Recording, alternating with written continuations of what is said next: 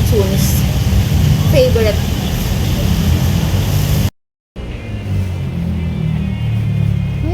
Masarap. 2 kilo itong binili namin. Maganda oh. Hinog na hinog.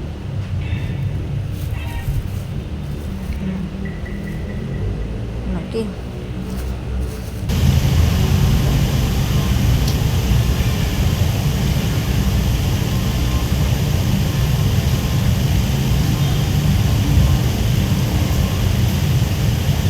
Naubos na namin sa 1 kilo.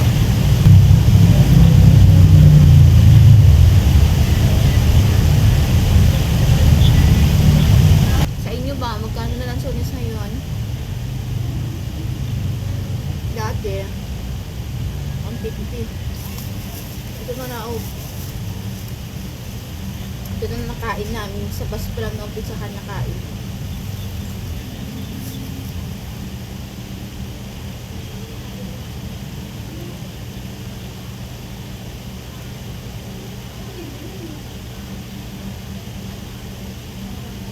Ganda oh, lalaki. Lalaki. Tunog pa.